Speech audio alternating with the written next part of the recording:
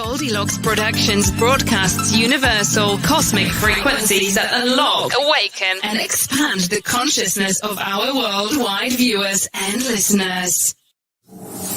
Goldylocks Productions presents the Live from Little Bear Sanctuary show with Christopher Vane. Enjoy topics such as the vegan lifestyle, sanctuary media highlights, and spotlighting new rescues. Happy Friday, friends. Today is November 6th.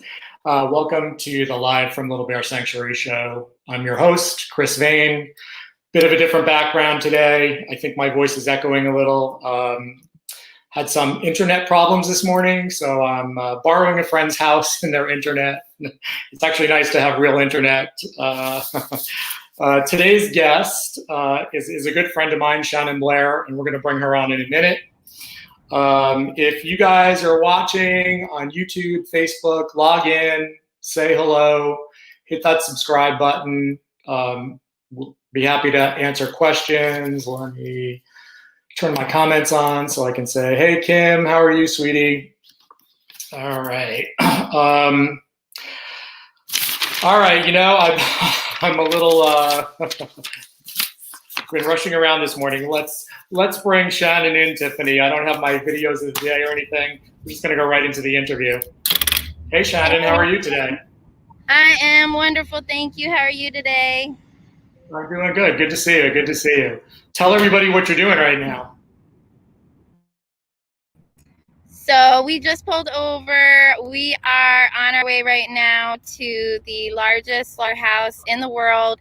It's a Smithfield location, which is in Tar Heel, North Carolina. But Smithfields are all over the country and all over the world. This is just one of their facilities. It does happen to be the largest. They have 2 full kill lines, 2 full gas chambers, and this one facility is responsible for murdering about 36,000 5-cent pigs every day. Crazy stuff, crazy stuff. For those who are listening, I know Wilma's here. Hi, Wilma. Hi, Alyssa. How's it going, guys? Shannon is the East Coast campaign manager for $1 Million Vegan. She's the director of parenting and activism for plantbaseddiet.org. She's also a certified vegan lifestyle coach and educator, and the co-creator of the Animal Activism Mentorship Program. She quit her job in 2017 to advocate, educate, and activate full-time. Shannon and Evan travel all over the country doing outreach and actions for the animals like she's doing today. She's also Vegan Evan's mom. So, and she's a reporter for Jane Unchained. If you guys look at one of our last videos, she was live at the sanctuary last weekend. We had a nice time. So Shannon, tell me about your journey to veganism. You have an interesting story. So yeah, I was gonna say, being Vegan Evan's mom, that might be my biggest accomplishment. But yeah, when I was 9 years old, my cousin showed me a video of what was happening to certain animals in order for them to end up on our plates. And at the time, I considered myself to be a huge animal lover. I think most of us do. And so for me to see this video that she showed me on Thanksgiving night in 1996, that was it. I never ate another animal again. And I went on to speak out for the innocent animals every single day of my life since then.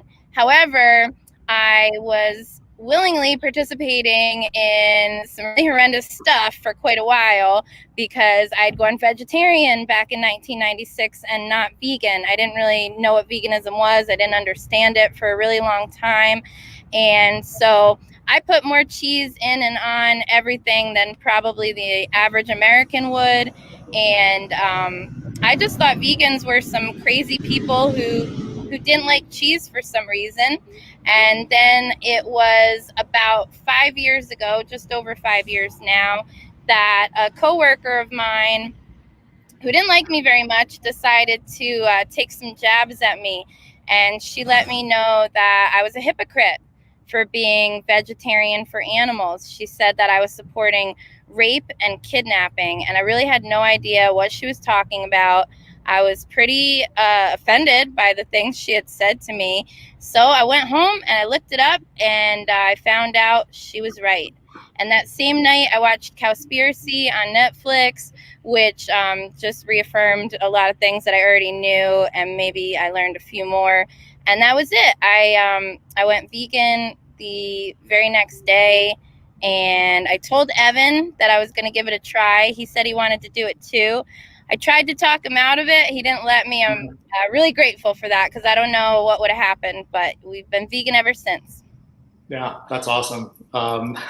So it's funny you talk about, if those of you who don't know Vegan Evan, how old is Evan now? He just turned 10 in August. Man, oh my goodness. Vegan Evan, probably one of the younger activists in the world. Great kid, very smart. He's an excellent rapper, and he's a fun kid. If you're on Instagram, Facebook, check out the Vegan Evan site. And this past January, Vegan Evan asked Trump to go vegan. Correct? Part of the $1 million vegan thing. Yes, the year before he got to help out with the campaign asking Pope Francis to try vegan for Lent. And then in December, he got to take an even bigger role and get to offer $1 million donation to the veterans. Had President Trump given veganism a try for just the month of January, but he didn't answer, but that's okay. We got to reach a lot of people and got amazing news coverage and raised over $125,000 for 2 farmed animal sanctuaries. That's amazing. That's awesome. I remember seeing the posters, and I remember there was a blurb on the news. Trump's reaction, his usual sarcasm. So you mentioned your hold on vegetarianism, we'll call it. I think I was vegetarian 2 years before I decided to switch over. And, everybody talks about cheese, right? Cheese, it's so hard to give up cheese. And I guess what people don't understand is I think the dairy industry is probably one of the most cruelest of the animal ag industries, given how long the cows are used, what they go through, and then they're just tossed away like garbage at the end. Do you want to talk a little bit about a dairy farm and, kind of educate people on what happens?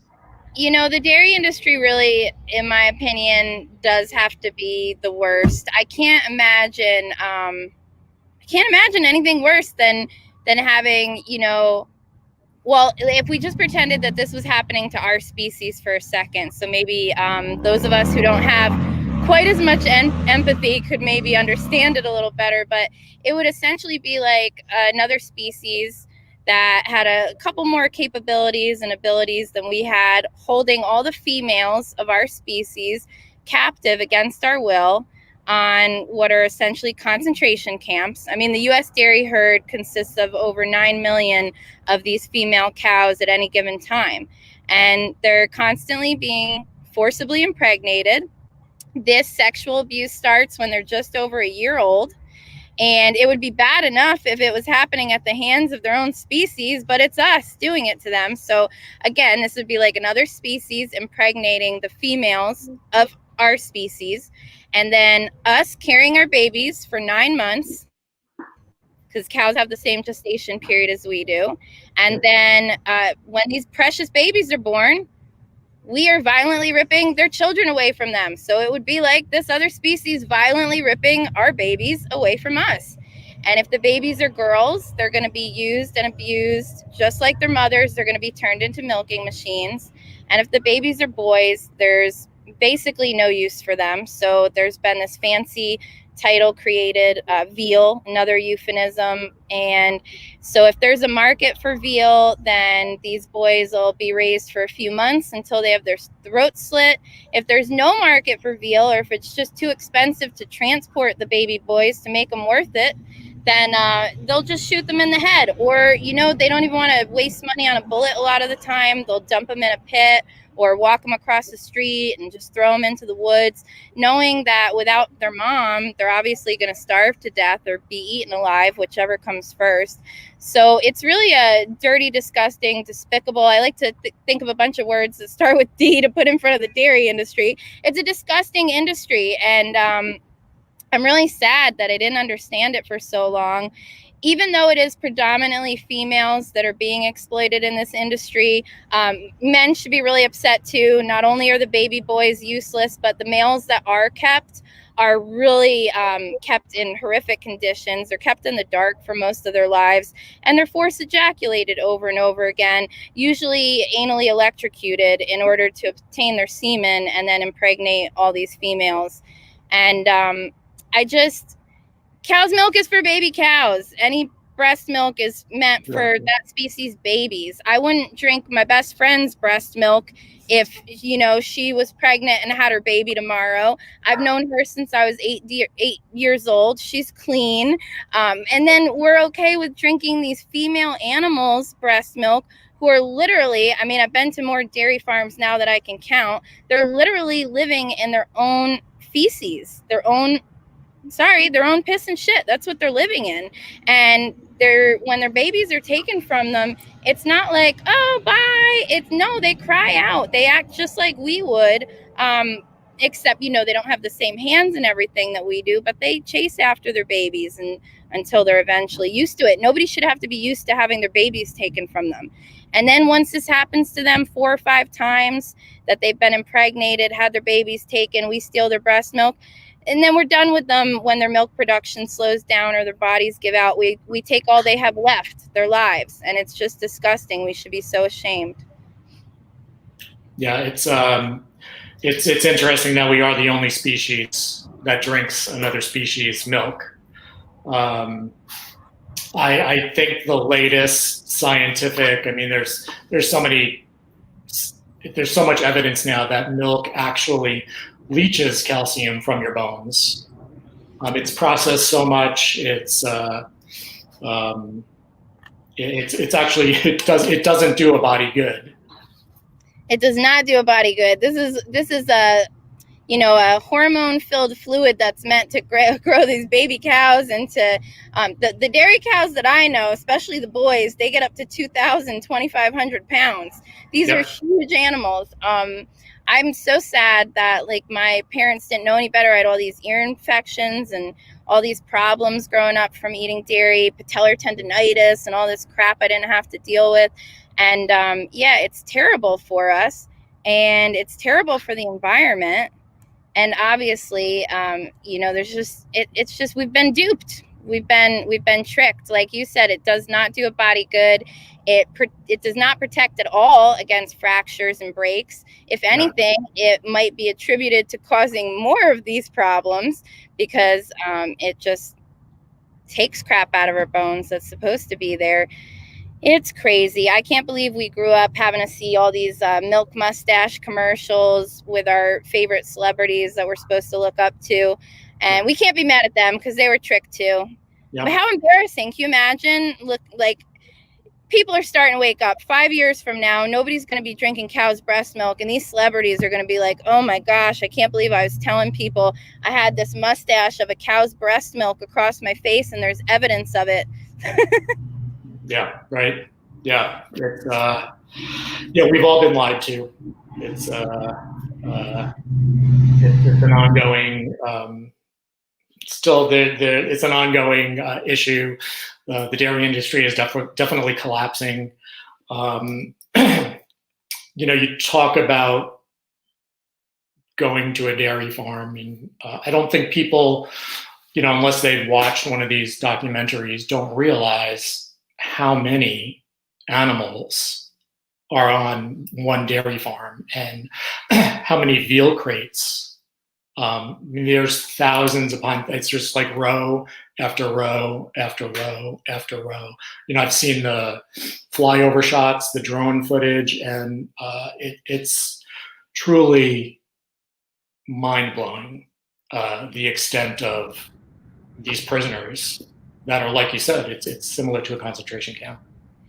Yeah, sometimes I don't often watch my videos later on, but sometimes I will go through the dairy ones, and I'm just, like you're saying about these hutches, they just go on and on and on, and I'm looking at my own video, and it doesn't do any justice to what I've seen in person.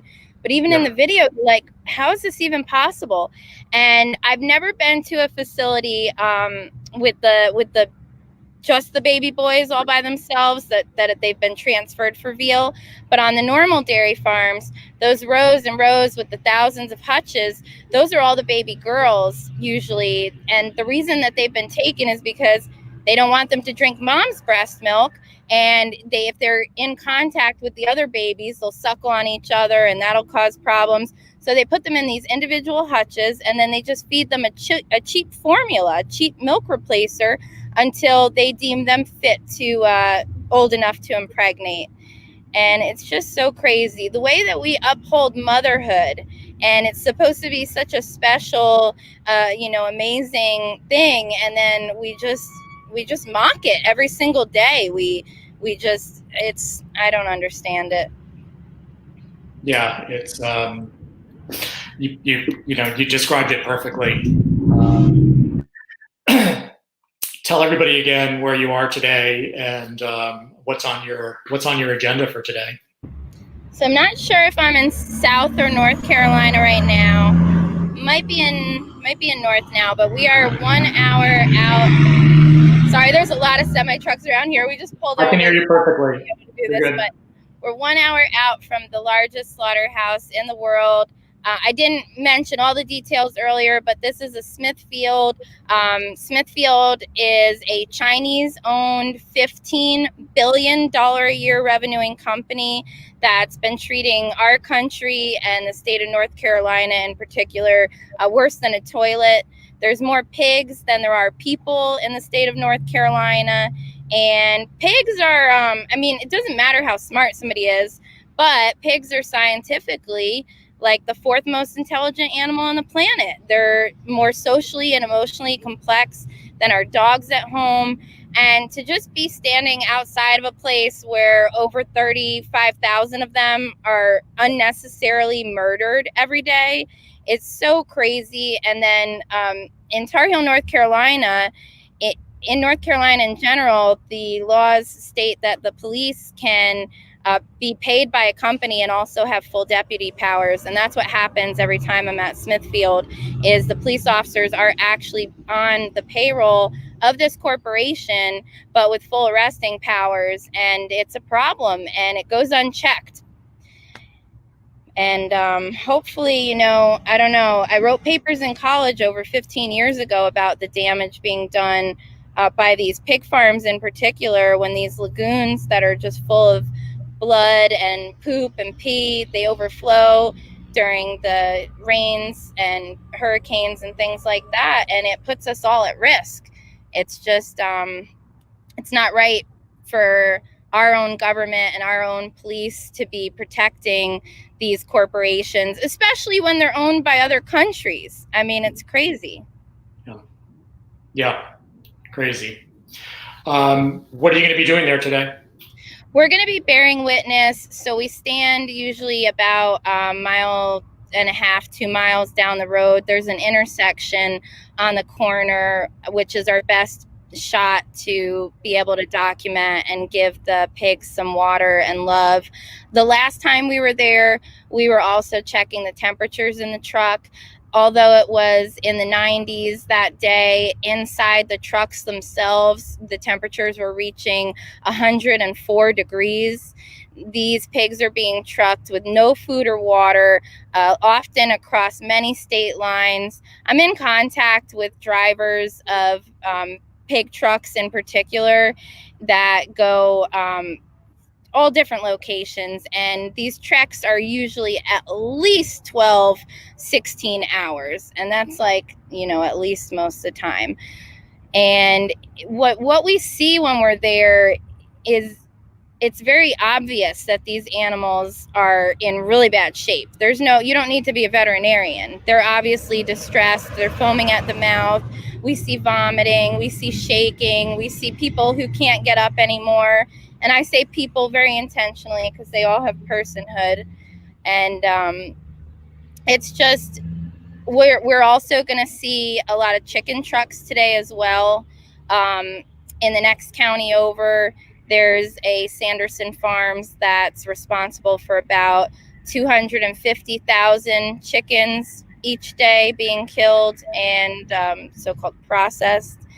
So we don't have the best opportunity at this location to document as far as like, well, if you compare to Farmer John's in California, where the police actually help and get the trucks to stop, it's much different here. The sheriff is, like I said, on the payroll of the corporation, and red lights being blown by these semi trucks is a very common thing. So we'll do our best, but we have no ill will towards any of the truck drivers or the slaughterhouse workers, or even the management or the owners themselves. We just want to educate people and show everyone what's happening so that people can make better choices, because this is a consumer issue.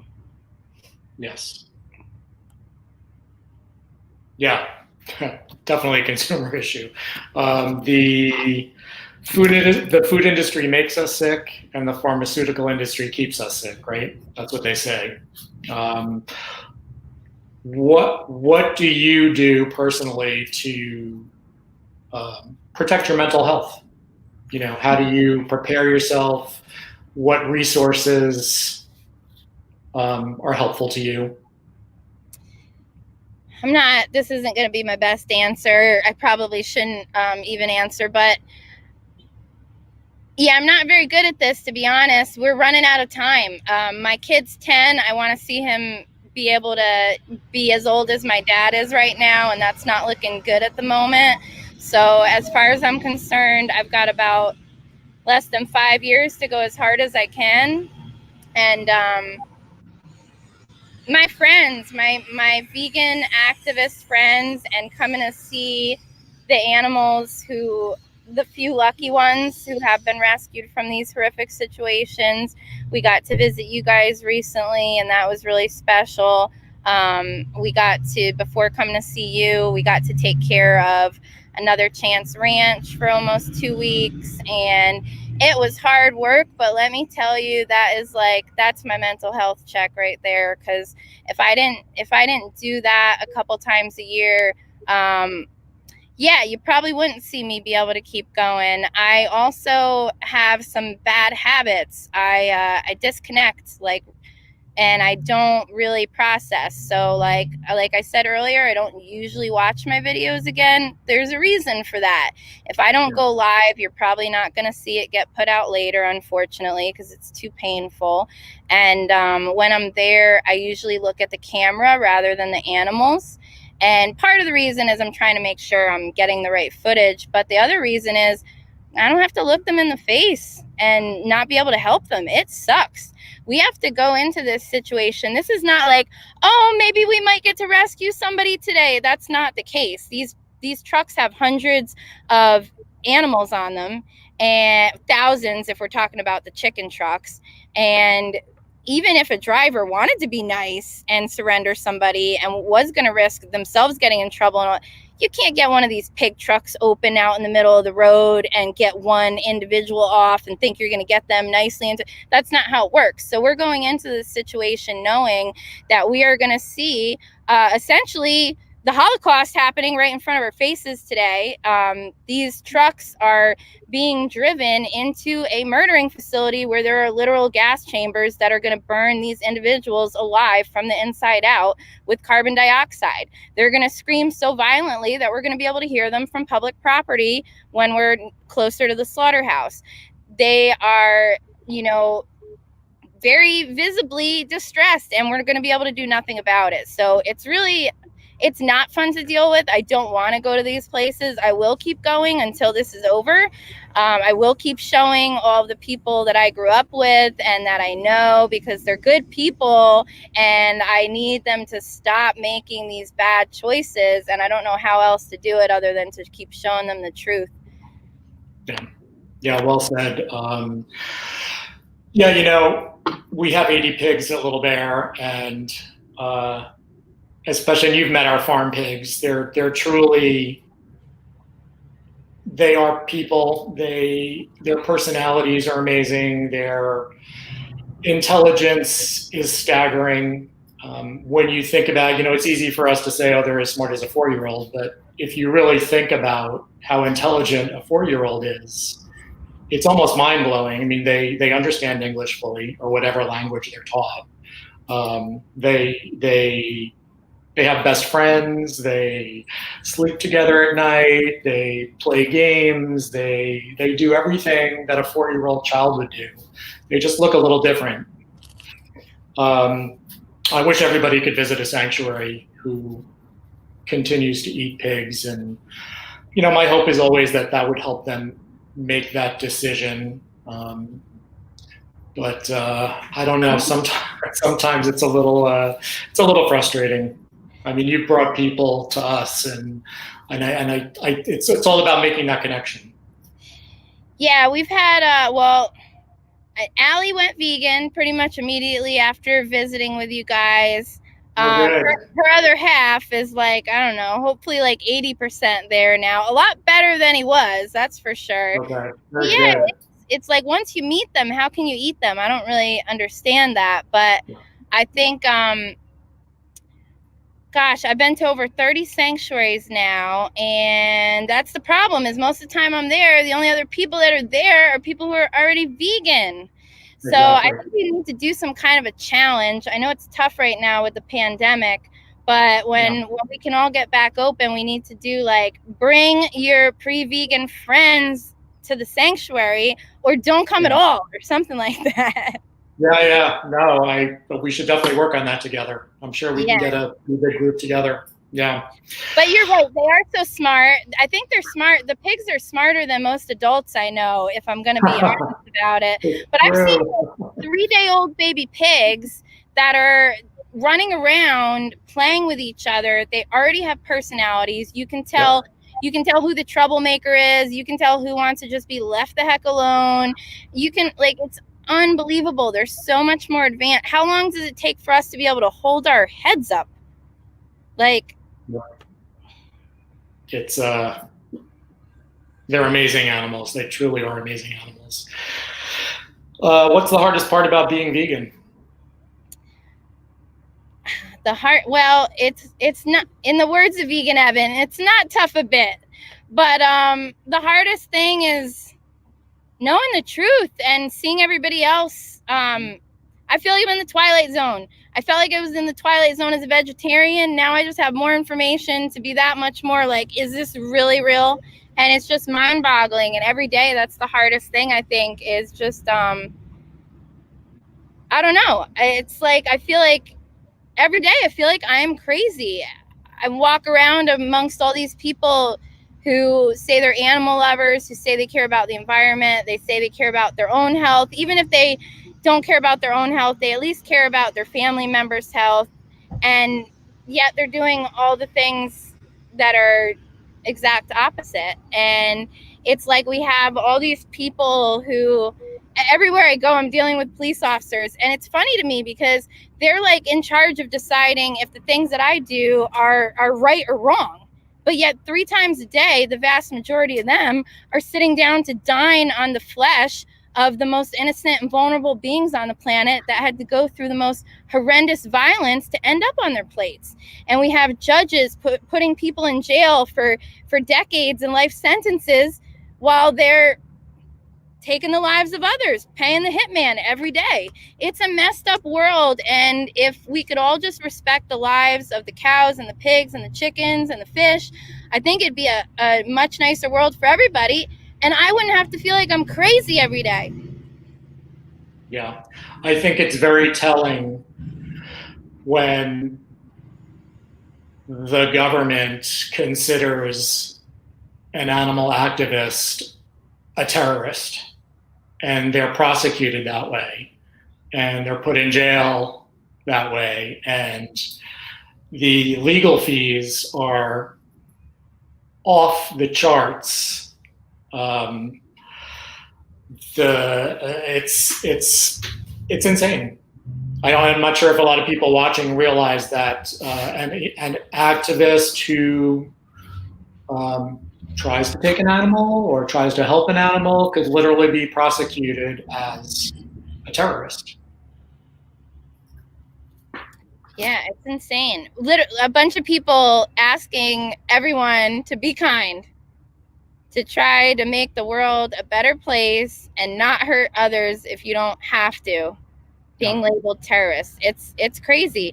But if you were to rescue a dog or a cat or an animal that most of society cares about, then you're a hero. And it's just so unfair. So I'm grateful for my friends who are willing to practice civil disobedience and continuously try to get, this all in front of a jury, which doesn't seem to be able to happen. No matter how many animals are rescued and the people expose themselves for doing so, they keep dropping these cases before they get to a jury because they know that 12 people are not going to convict somebody for helping an innocent animal, and they're scared. They don't want that case to be won. That's exactly what it is. Sherry Zimmerman says, "Thanks, Shannon. You have helped me to make the change. I appreciate all you do for the animals." My producer says, "Thank you, Shannon, for all the work you do. It isn't easy, and your work is appreciated." Heavy stuff today, Shannon. Heavy stuff. Let's talk about something a little bit more light. You're a certified vegan lifestyle coach and educator. What's that about? Yeah, so I would recommend to everybody who's already vegan and who wants to do something in this realm, because it's amazing, as we know, to check out the Main Street Vegan Academy, which typically is only offered in person. It's I had to go to New York City, and it was amazing. It was tough stuff, though. I mean, it was all day, every day. We did like 50-something credit hours and had instructors come from all over that flew in. And now it's actually being offered online only because of the pandemic. So this is like a huge opportunity, because before you couldn't do it unless you could get yourself to New York City and then get lodging, which I luckily got help from some friends, and I was able to get around that without having to come out of pocket too much. But yeah, it's really awesome. Technically, after getting my certification, most people would try to do something, start a business. I just really am excited to have that now so that I can let people know, and maybe they'll take it more seriously. But it's just a tool for me, again, to just help educate people and try to achieve animal liberation that much more quickly. But Victoria Moran, who runs the academy, she's been vegan for many decades, and she's an author and just an incredible person. She's one of the producers of A Prayer for Compassion, and that's her academy. Okay. Wow. Sherry says, how can she wants information on the academy? What's the website for that? Do you know it offhand? It should just be Main Street Vegan and Main Street Vegan. Yeah, .com or .net. Let me see. Elizabeth, good morning, Elizabeth. How are you today? Elizabeth, how long ago did veganism begin? Jesus, I don't even know if I can answer that question. So it is mainstreetvegan.net, just for the record. I mean, the term veganism was coined by Donald Watson, was it 1940 something? 40s, yeah, 40s. But I mean, veganism, really all it means, it's not a diet. So we could try to look through history and see who's eaten a certain way for a long time, but that's not what it is anyway. So that wouldn't really help. Veganism is just doing your best to cause the least amount of harm possible. So I would say that anybody throughout any point in history, if they had that in their heart, that they just wanted to live a good life without causing harm, I would say they were vegan. Even today, in places where people might not have, did I lose connection? No, you're here. Okay. Where people might not have the option to, eat a completely plant-based lifestyle, completely plant-based diet. Like, let's say, and this isn't probably anybody who's watching this right now or has access to the things that we do, but let's say somebody had to eat some fish once in a while, and they fished themselves, and that was the only way for them to survive. But in their heart, they were doing their best to live a life causing the least amount of harm. I wouldn't take it away from them, but the problem is that most of us, we have the option to not consume fish or not consume honey or not wear leather or not go to places that exploit animals. And it's when we do those things anyway, even when we have the option not to, that's really a problem. So yeah, I would say veganism's really been around forever, as long as anybody wanted to be kind. Yeah. I think I went vegan 10 years ago, and there weren't a lot of resources. There wasn't a lot of food replacements, let's say. And today, oh my gosh, there's literally a vegan product for every counterpart, every non-vegan product. And again, you're right, it's not just about the food.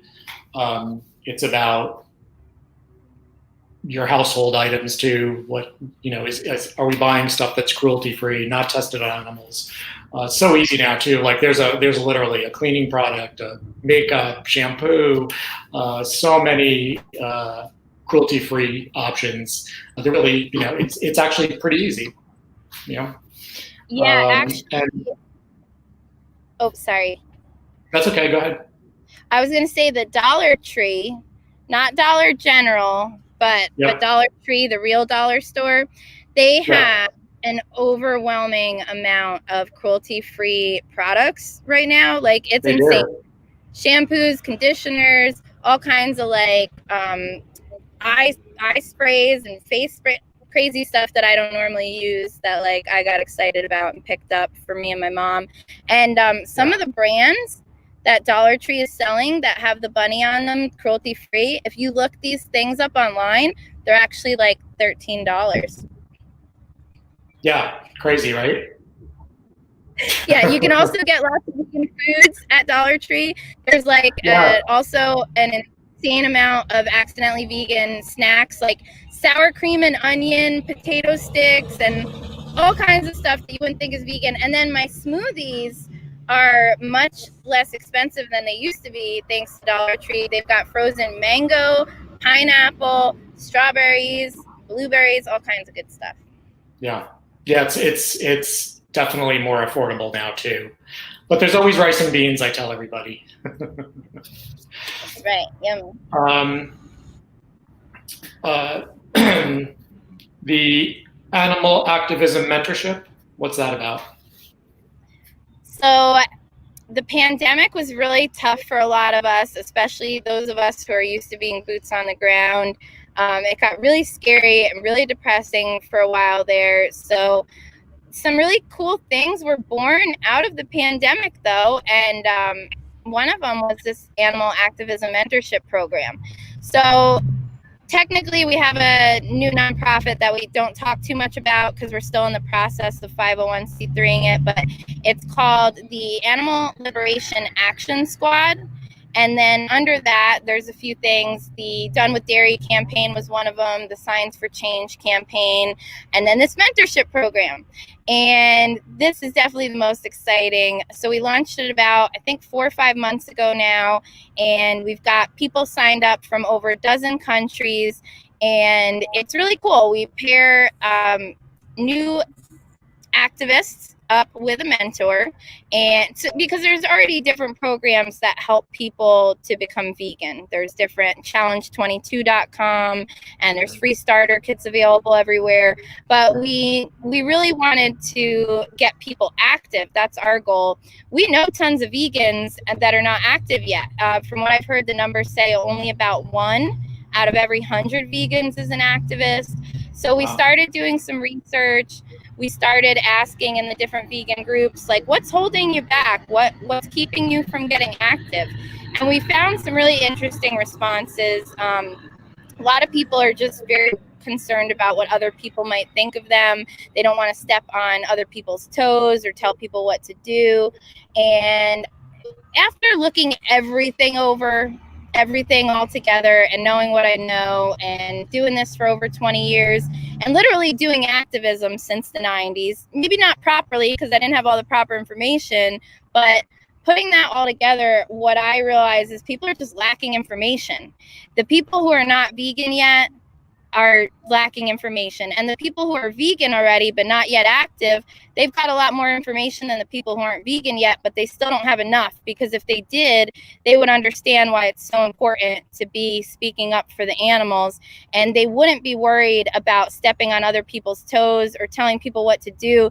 They would instead be super concerned with educating the people that they care about, trying to help them to align their actions with the morals and values that they have, trying to get them to eat foods that are healthful for them, not going to give them heart disease, cancer, diabetes, strokes, etc.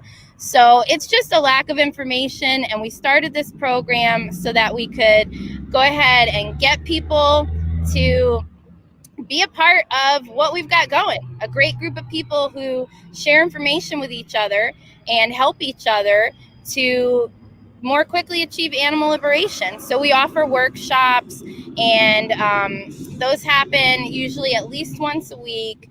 We have one-on-one mentorship with the mentors and the mentees, of course.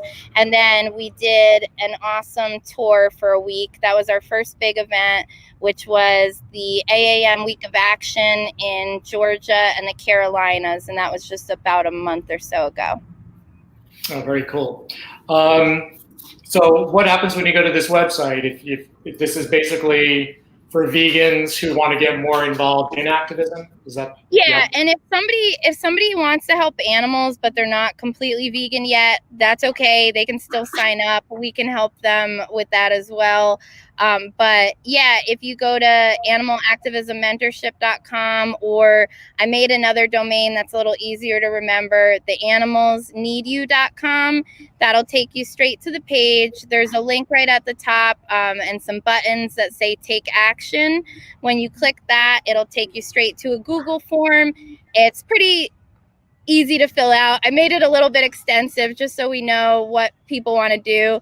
I also did it so that people would realize how many different forms of activism there actually are, because a lot of time people might be scared to go to a slaughterhouse or to go and do a protest where people have megaphones and things like that. But you don't have to. You can cook food and you can share it with people, and you can post your recipes, and you can do live cooking videos. And if you surf, you can reach your fellow surfers. And if you do yoga, you can reach your yoga people. I'm naming things that I don't do that I wish that I could. But basically we all have our own skills and our own everything, and if we help each other and we work together, I really think we can do this. I have some really cool friends who do some really good stuff. Like, I don't know, actually I got to look up what happened with Wayne running for mayor, but Wayne Shung out in California running for mayor, he's a former lawyer and law professor. Wayne's got like a 40-year plan for animal liberation, and like, I agree with Wayne on pretty much everything, but I'm like, no, we don't have that much time. We've got and I think we could do it if we all hold each other accountable. That part's important. We don't have to be mean, but we do have to hold each other accountable in the same way that we would if, like, I mean, look at the way everybody turned on Michael Vick. But but it's so obvious to us why, because they were pit bulls. Yeah. But you have with that situation, just a really good example that I can use. we had the Pro Bowl happen a few months ago here in Florida, and the NFL honored Michael Vick over 10 years later, and people flew. They literally flew from New Jersey, from New York, from Pennsylvania. They came out in droves to let Michael Vick and the NFL know that they had not forgotten what he did to these pit bulls. Meanwhile, 90+% of these people who flew out to speak up for these pit bulls that haven't even been alive for a decade, except the ones that were rescued and rehabilitated, which hopefully some of them still are alive. But I mean, come on, this makes no sense. This is crazy. Every day you're eating animals that are smarter, more socially and emotionally complex, that feel the same pain. So if we hold each other accountable and we say, hey, you're an animal lover, act like one. Dog lovers don't eat dogs. Cat lovers don't eat cats. Animal lovers shouldn't be eating animals, no matter what we've been taught to believe.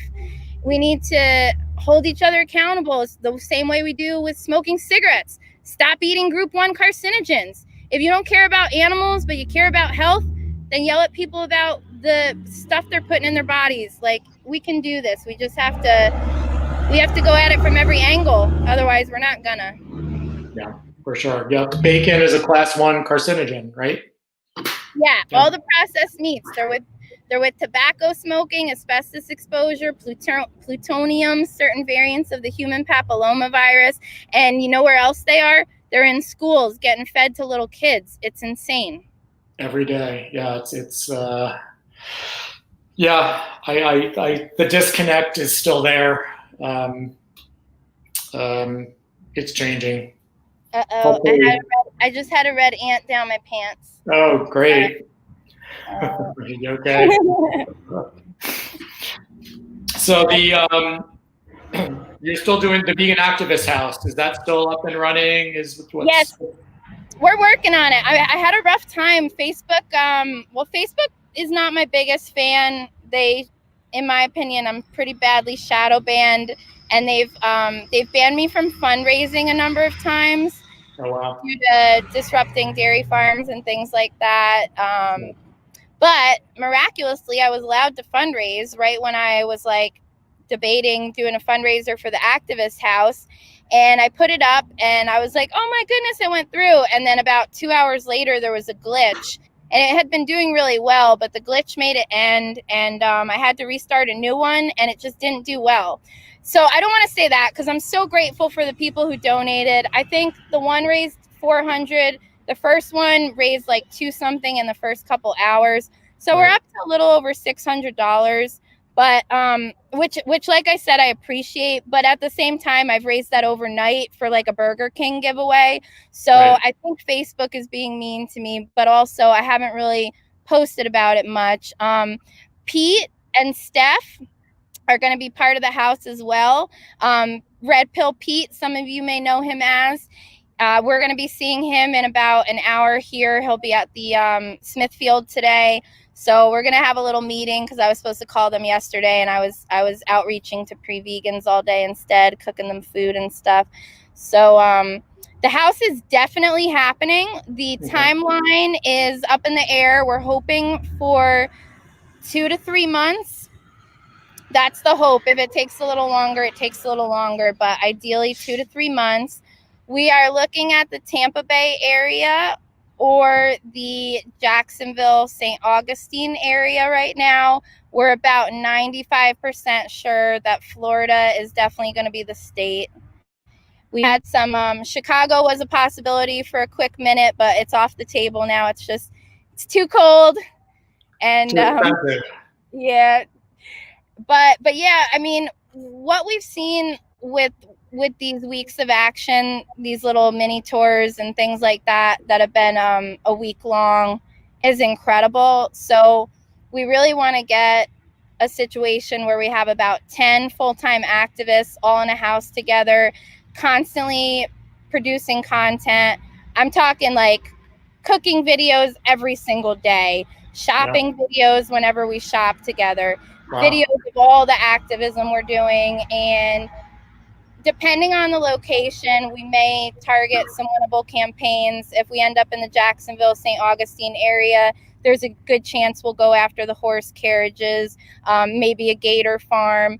If we end up in the Tampa Bay, I'm kind of hoping more of like a reality show style where we're going to split up into teams and have challenges, and we've got a lot of big ideas. So there's definitely more coming. You got some like behind the scenes little info there while we're thinking out loud. But yes, once I started the fundraiser, that made it a definite. It has to happen.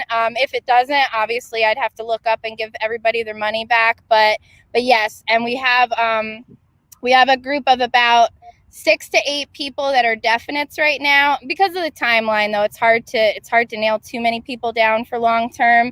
But if anybody is interested, feel free to reach out. I'm taking applications mentally right now. That's awesome. Gloria, hi Gloria. Gloria is watching from Chile. Hello. Hey, hi Jennifer. How are you, sweetie? So, an activist house. I love what you're doing, by the way. Thanks for the insider information. It's not cheap, right? It costs a lot of money. No, it's not cheap. No matter what, it's not going to be cheap. But I mean, for what we're looking to do, we want to do something a little bit special this time where it might even be less cheap, but like the outcome would be good. We need to have like a beautiful, beautiful kitchen. It's like a must because of the filming that we want to do. And like we have several options. We could do a property where we end up with a bunch of shipping containers and tiny houses. I mean, if that needs to be what has, like how it has to be, then fine. But as far as making it easy for all the activists and like to where we're going to be able to get the most accomplished and be able to have visitors come and be able to get good content and have events at the property and the house, it would be really nice if we were able to raise for something awesome. Like I'm hoping like an 8-bedroom house, something pretty special where it doesn't have to be something we keep long term. If there's a really nice donor who wants to, pay for it and then take it back in 2 or 3 years, that works out. We just really want to utilize it and then basically give ourselves for almost free. I mean, the way that it works, like we're willing to do everything way more than 40 hours a week. We're in it for the right reasons. We'll just need, to have some bills and food and things like that. We've already got some vegan businesses that have talked about being willing to cover a utility bill, things like that. And so yeah, we're gonna get it done though. Yeah. Do you need behind the scenes people, like people who can do production stuff, film stuff? Absolutely, yeah. So you need everybody. We need everybody. We do have we have some people who are great with video and stuff like that here and there, but if we could have people sitting at home that aren't able to be there with us, because like we were talking about earlier, everybody has their different skills. So video and editing is not my strong suit. I'm not even good at posting content. It's like very consuming for me, very difficult. I need to not ignore Evan, so I just kind of stay off of it. But yeah, we'll need help with everything. Yeah, cool. So the fundraiser is on Facebook? It is. It's kind of hiding, I think. Let me see if it's somewhere on Facebook. Is it on your page? It should be, but I don't know how far down. I can share it quick if I can find it. But yeah, it says like vegan activist house. I know that part. Let's see. I think it's if you guys are just tuning in, Shannon Blair is a good friend of mine. She's truly an incredible activist, mom to vegan Evan. I always tell people, Shannon, that I opened a sanctuary because I can't do what you do. And I got teary-eyed today. I'm getting emotional now. Thank you for what you do. It's I definitely couldn't do it. What you're doing today is just absolutely incredible. To bring that kind of attention to probably one of the most horrific places on the planet. I commend you. Thank you so much for doing that. Thank you for making everybody aware of the cruelty that goes on with the animals. Thank you for producing Vegan Evan. He's a great little kid. You're an amazing mom. Thank you for being on the show today. I really appreciate you being here. Looking forward to seeing you again soon. If you want to donate to Shannon's Vegan Activist House, it's up on Facebook. Look her up. Did you find it yet, sweetie, by any chance? Is it under did you make a page for it?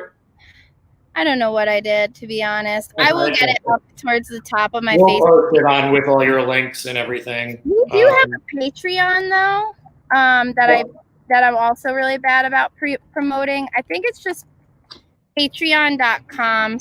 Oh, Patreon.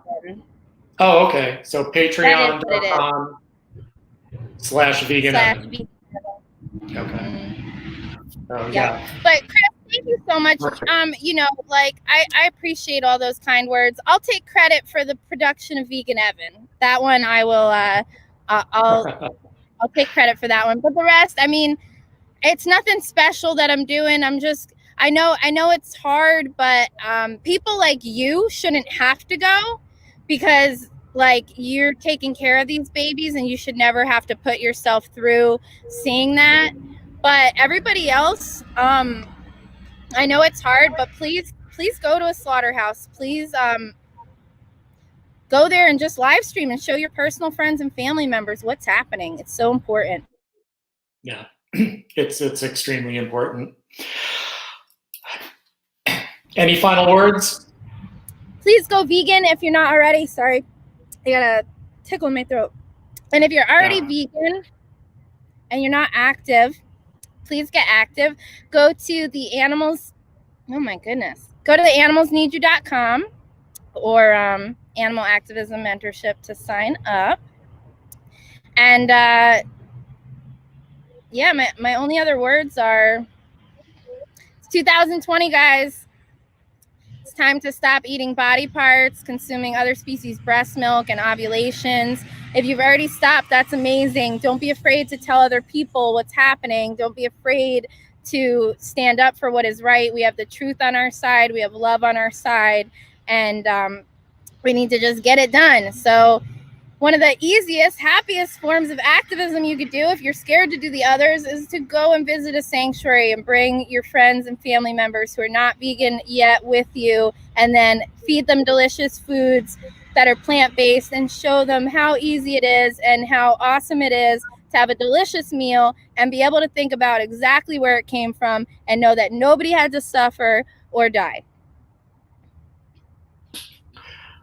Fantastic. Shannon, I'll let you go off to your amazing day, and I'll see you on social media, and I'll see you again soon. Yay, yes, absolutely. Bye, sweetie. All right. Thank you, everybody, for tuning in today. What a great show. I know some parts were difficult to hear. I think what Shannon is doing, again, it's difficult. It needs to be done, and I'm happy we have people like her in the world. I got all emotional today. It's a lot of rough stuff. Lots of great resources. I'm sure we'll have a lot of these links will be posted on today's show. All right, guys, we're coming towards the end of the show. Next week, I have a really fun guest. She's a friend of mine.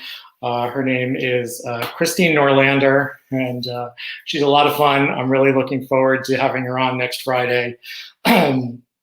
If you would like to sponsor an animal at Little Bear Sanctuary, head over to our website at littlebearsanctuary.org.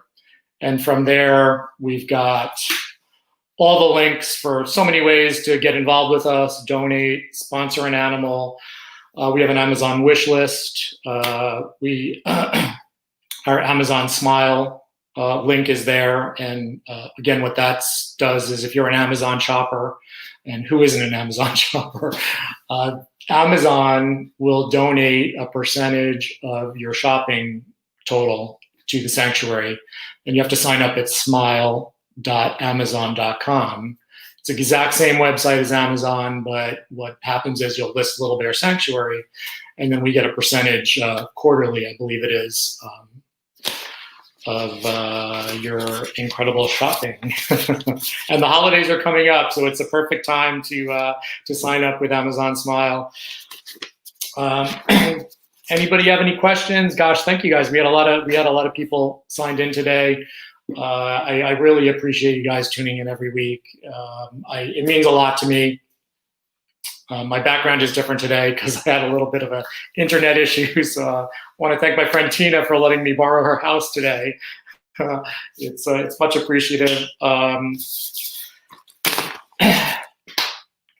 Thank you, Sherry. I really appreciate it. Wilma, thank you for tuning in. Kim, Gloria, all the way from Chile.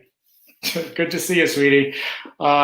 Anyway, that's it for today. I will see you guys next week at noon. And I love you guys. Have a great weekend.